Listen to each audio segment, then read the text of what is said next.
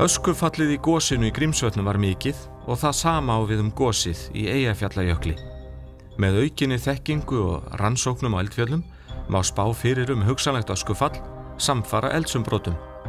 Slíkt getur flýtt fyrir rýmingu á svæðum þar sem áhrif eldfjallanna eru verst. Við Háskóla Íslands eru einnig rannsökuð áhrif öskunnar á fólk.